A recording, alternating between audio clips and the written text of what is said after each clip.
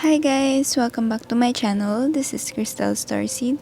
Kung bago ka dito, welcome. Don't forget to click the subscribe and notification buttons para mas updated ka sa pick a card uploads. So, ang topic po natin today ay ang kapalaran nyo ngayong April 2021. This is a general reading. Take only the messages that resonate. Move on na tayo sa ating piles. Bago kayo pumili ay isipin nyo muna ang topic. Concentrate, tapos huminga kayo na malalim ng 3 beses para ma-relax kayo. Use your intuition sa pagpili from pile 1, amethyst, pile 2, clear quartz, pile 3, green aventurine.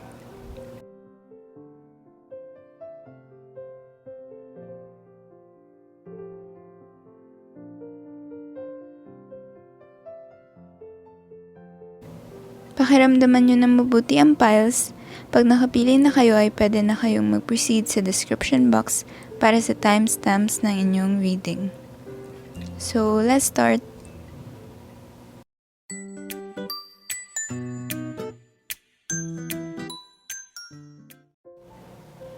Para po sa mga pumili ng pile 1 or amethyst, ito ang inyong reading. So, I sense water, air and earth energies from this pile: Cancer, Pisces, Scorpio, Taurus, Virgo, Capricorn, Gemini, Libra, Aquarius.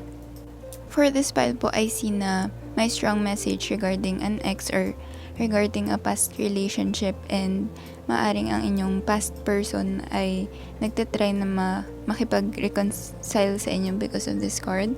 Reconciliation. Someone from your past is returning to your life. So, yun po ay na maaring may taong or past person na romantic connection before, and siya ay na gustong makipag-reconcile sa inyo, makipag-ayos. So, I see na ang message from this pile ay you should free yourself because of this card.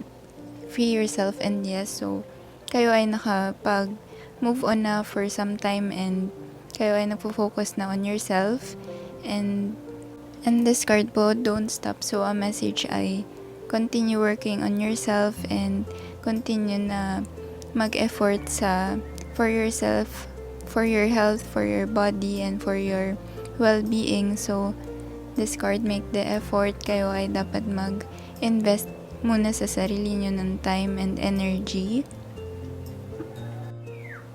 And this card po, there's something better, and this could be the one. So, ang the one for you ay hindi nyo pa nami-meet, and this card, within the next few months, maaring ma-meet nyo ang taong ito, and this is someone na worth waiting for. So, kailangan nyo na mag-focus on forgiving and learning from this past experience, and dapat maaring kayo ay nasaktan masyado from this past relationship. So, na-feel nyo na hindi na safe or natakot kayo na magmahal ulit. So, this card po, message ay it is safe for you to love, and this card, then release your ex. And this card, my faith has the power to turn trauma into healing, conflict into growth, and fear into love. So, yun, yung fear nyo na magmahal ulit ay nata-transform into love, and yung mga conflict na na-experience nyo before ay magagamit nyo for your growth, for your learning. Ang trauma ay mag-heal din if ang love nyo ay focus nyo sa sarili nyo and sa inyong well-being, sa inyong health, sa inyong body. So, yun, may healing and may growth. And this card, forgiving and learning. For some naman po na nagda-doubt sa kanilang career path or sa kanilang finances, kung magiging successful ba kayo this April, ay ma-realize nyo na nasa tamang path kayo, and dapat kayo ay magpatuloy pa rin. So, this card, yes, and don't stop. Recovery, and within the next few months ay may something na kayong ma-achieve regarding this career or regarding this passion, regarding this finances. So, maaring blessings or regarding your finances. This card din po, your life is a canvas, artist manifestation, creative accountability. So, I see na yung mga manifestations nyo or dreams and goals nyo ay ma-attain nyo within the next few months if you continue investing your time and effort sa current passion nyo or current career or current endeavors. So this card din po, you'll survive this, new solutions and beginnings. So yun, maaring blessings din na new beginnings and mga solutions sa inyong problems na before nyo na-experience. Kaya dinadoubt nyo yung inyong path or yung inyong ginagawa. Message din po for you this April ay this card, in any moment, I can surrender to the powerful presence of love through prayer, contemplation, and stillness. So, yun, kayo ay powerful and ang love, yung love or self-love and love for what you're currently doing ay mag-grow and may maririp kayo from your efforts, from your hard work. So, this card, your life is a canvas. Kayo ay may ability na i-paint ang inyong future. Or kung anong blessings ang gusto nyong matanggap ay maaari nyong ma-attain if you believe in yourself and if you treat people with love and compassion, especially yourself. So, I see na may high possibility na kayo ay maging successful. So, maaring within the next few months. And ang April ay starting or maaring planning stage for you. For some din po, I see na kayo ay maaring mag-push na mag-learn ng new things or learn new knowledge this April because of this card. Earth School, life lessons, soul growth, study, higher learning. So yun, I see na may gusto kayong matutunan or mas gusto nyong i-expand yung knowledge nyo and learning this month of April. And this card po, Whale and Orca Elders, share your song, frequency of sound, diving deep. So I see na mas magiging vocal kayo, mas magiging ma-share kayo this April and hindi kayo matatakot na i-express ang inyong sarili sa ibang tao. And for some din po this card, plan a vacation, maaring kayo ay mag-plan a vacation or kayo ay bored na sa bahay or mas gusto nyo mag-try ng something new sa inyong buhay. So for some kayo ay mag-study, for some naman ay vacation. This can also mean po na kayo ay gustong magpahinga or mag-relax after maaring ang March ninyo ay naging hectic, naging busy. So, kayo ay gustong mag-rest and mag-relax more this April. And for some, maaring kayo ay may anxieties na na-experience last March. So, gusto nyo na may something nyo na matry para ito ay mawala or kayo ay makapag-unwind and relax. So, yun po for pile 1, maaring reconciliation, may makipag-reconcile sa inyo. And this card, release your ex, dapat mag-focus on yourself and self-love. So, this card, intuition, mag-focus kayo on your body, sa inyong well-being, and pakinggan nyo yung sinasabi ng inyong intuition, ng inyong body, or ng inyong health. For some naman po kayo ay magpupush na mag-learn something new, or makapag-experience ng something exciting, something new sa inyong routine. And for some, kayo ay nagda-doubt regarding your career. A message ay, yes, don't stop, you're on the right path. And within the next few months ay may makikita kayong huge progress sa inyong efforts, sa inyong mga hard work. So yun po ang reading for pile 1. Thank you for watching. Please like this video and subscribe to my channel. Let's now move on to pile number 2.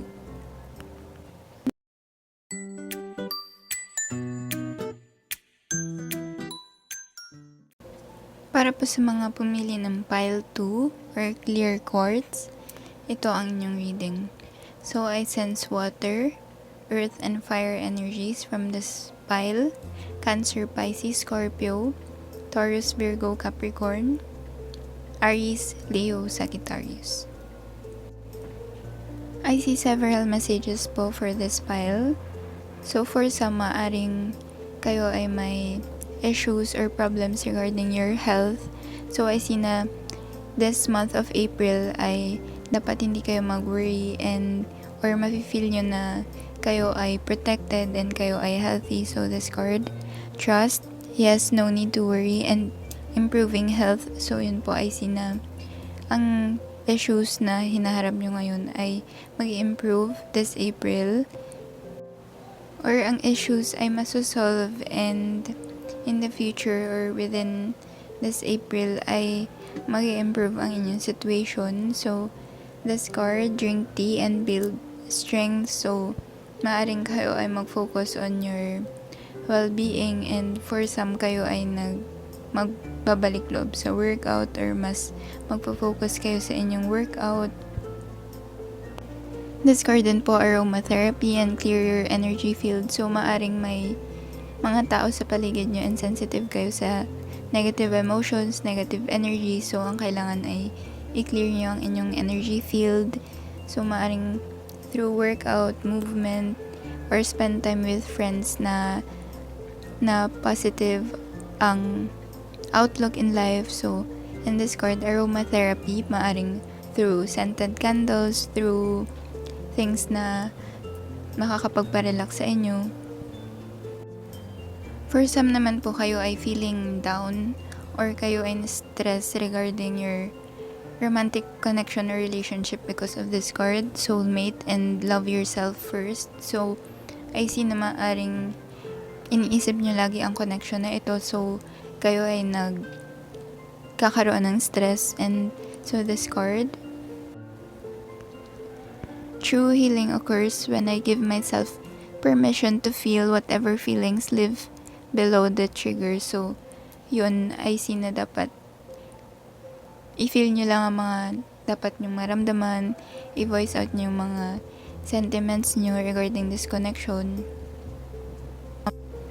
Or this card, spend time with your friends, talk to your friends, even through chat or messenger. So I see na ito ay makakatulong sa inyo. So this card din po, star family, you're part of a team of souls, call in support. So yun, makakatulong ka sa iyong nararamdaman, and may mga taong gustong tumulong sa iyo. This can also be in terms po sa inyong ibang problems or issues. So huwag kayong mahiyang mag-ask or makipag-usap sa ibang tao na trusted nyo and close sa inyo. Para naman po sa ibang pumili ng pile 2, I see na kayo ay now homesick or may mga tao kayong namimiss because of this card. Longing for home, homesick for the stars. And also this card, children. So maaring for some kayo ay may children and hindi nyo masyadong nakakasama this past few months or few days. So this card po, ang message ay wait, it's not yet time. Things are being woven. So yun, may mga inaayos pa or may mga dapat pang ayusin before kayo ay makauwi, or kayo ay makasama ang inyong children or ang inyong family.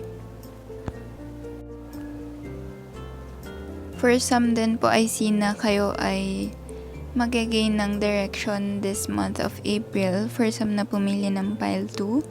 So this card, the moment I realign with love, clear direction is presented to me. So yun, this might be regarding your career or your finances. So this card, creation, I see na may mga creative ideas kayo na mag-flow sa inyo this April, and mas may feel nyo na kayo ay inspired, kayo ay driven. So this card, make a vision board. So kayo ay magsiset ng inyong goals, yung mga gusto nyong ma-attain in the future. So look to the stars. I see na mas mag-daydream kayo and mas may inspire kayo regarding your dreams na mas gusto nyong ma-achieve. So mas gagawa kayo ng steps regarding this, and mas magiging creative kayo sa inyong approach. So yun po for pile 2, I see na this trust, yes, and improving health. Ito ay positive month for you or good month for you in all areas of your life. So regarding your love life, kayo makakapag-focus sa sarili nyo, and this card, workout, may mas magfo-focus kayo sa inyong goals, sa inyong workout routine, sa inyong wellness, and maaring mag-spend more time kayo with friends para kayo ay makapag-voice out ng inyong mga problema or issues in life. So yun po ang reading for pile 2. Thank you for watching. Please like this video and subscribe to my channel. Let's now move on to pile number 3.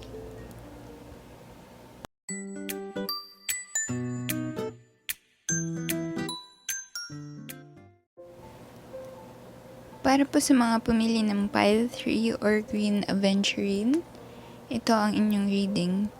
So I sense air, water, and fire energies from this pile: Gemini, Libra, Aquarius, Cancer, Pisces, Scorpio, Aries, Leo, Sagittarius.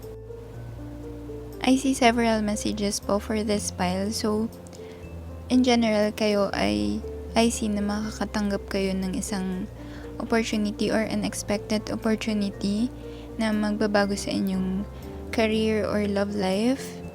Or ito ay isang transformative phase for you. And so this card po, opportunity and helpful people, I see na may mga taong tutulong sa inyo na or magbibigay sa inyo ng opportunity regarding your career or regarding your love life, but more on career na makakapagbabago sa inyong buhay and mas magbibigay sa inyo ng abundance, ng success. This card, you're ready, and if you believe so, I see na dahil kayo ay nag-believe sa inyong sarili, kayo ay mas nag-effort, mas nag-put in ng hard work, kayo ay ibabless ng universe and nakita ng universe na kayo ay ready na for blessings, for more opportunities, for transformation sa inyong love life or sa inyong career. So this card, engagement and chemistry, calling in your soulmate. So I see na may positive changes regarding your relationships or romantic connections. For those naman na single, ay maaring may ma-meet kayo na ka-click nyo or ka-match nyo and may chemistry kayo together. For those naman in a relationship, ay may leveling up or may something new na mangyayari sa inyong relationship. So this card, stay optimistic about your love life. Positive thinking and faith will bring you romance. So, yun, as I've said, yung kayo ay nag-believe in yourself, kayo ay naging optimistic, kayo ay nag-focus on the positive or bright side of your life, kayo ay makakatanggap ng blessings, ng surprises, and ng opportunities. For some naman po, ay sina kayo ay ang inyong dreams or ang inyong mga panaginip ay nagiging very detailed this past few days. So, kayo ay naalala nyo pa ang inyong dreams and nagtataka kayo kung ano ang meaning ng inyong mga panaginip. So, I see na for some kayo ay, for some, ang inyong ancestors or deceased loved ones ay may message for you. So, because of this card, connect with your ancestors. For some naman po, ito ay isang message regarding your success or opportunity na paparating sa inyo. So, yun, ang inyong dreams ay may meanings and kaya kayo ay maaring mag-dream journal para ito ay mas matandaan nyo, mas detailed. There can also be messages po regarding or from your ancestors or from your guides in forms of music. So, maaring ang lyrics sa inyong pinapakinggang music ay may meaning or biglang realize nyo na isang message pala for you. So, yun, pay attention sa mga music. Or for some, ang music ay effective na tool for you to manifest your dream future, your goals. So, yung mga subliminals or for some ay mantras, and ito ay nagbibigay sa inyo ng positive energy or positive outlook in life. So, ang music ay makakatulong sa inyo na ma-achieve ang inyong goals or makakapag-inspire sa inyo. So, this card, let go, I see na for some kayo ay nagda-doubt sa inyong sarili and kayo ay may na-experience na issues regarding sa inyong sarili or sa inyong self-esteem. So, ang dapat ay let go ito and stay optimistic. So for some na pumili ng pile 3, also this card, none of this matters, zoom out, common ground, perspective. So I see na yun, may mga perspective kayo na hindi nakakatulong sa inyo and kailangan nyo i-let go. So this card po, my energy creates my reality. What I focus on is what I will manifest. So yun, pag kayo ay nag-focus on your success, on your goals, ay mas nagpuput kayo ng energy sa mga bagay na yun. So ito ay mag-grow, ito ay maaari nyo ma-manifest. And this card, I am unapologetic about what I desire and I trust that what I focus on will grow. So yun, as I've said, yung focus nyo ay magmamanifest or yung pinag-investan nyo ng energy and effort ay mag-grow. So just like sa plants, kapag kayo ay nag-invest sa plants ng water or ng fertilizer, ng sunlight, so of course ito ay mag-grow din. So same sa inyong goals, sa inyong dream. So dapat ito ay ang maging focus nyo and hindi yung negativities or yung mga doubts sa inyong sarili. So this card, attraction, kayo ay ma-attract nyo ang mga gusto nyong ma-achieve through patience and through your focus. And for some, maaring this past few days ay na-feel nyo na ang universe ay nagre-resist sa inyong mga goals, sa inyong dreams. Pero this April ay see na this card, opportunity, and you're ready. So yun, kayo ay makaka-achieve ng or makakatanggap ng opportunities, ng positive changes. So this April po ay see na it's time for you to plan or it's time for you to take action because of this card. Inner authority, intuition, turn your gaze within. So I see na dapat kayo ay internalize kung ano ang mga gusto nyong ma-achieve and mag-make ng plans according sa mga bagay na ito. And this card, soul gifts and trainings, it's time to step up. And this card, soul gifts, trainings, it's time to step up. So yun, mag-step up and mag-plan, take action.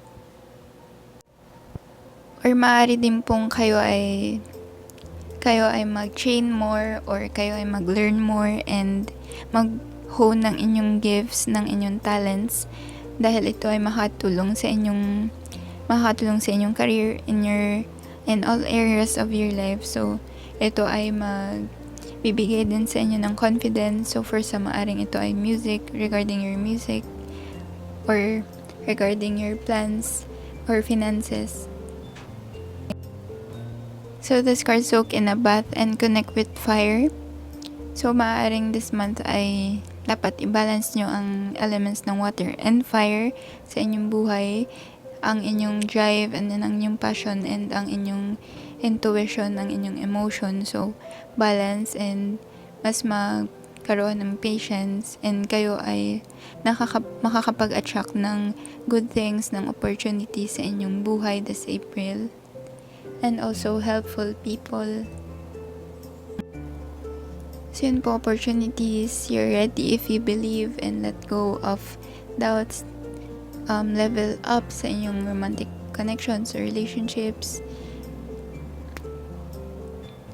So yun po ang reading for pile 3. Thank you for watching. Please like this video and subscribe to my channel at Crystal Starseed. See you on my next videos.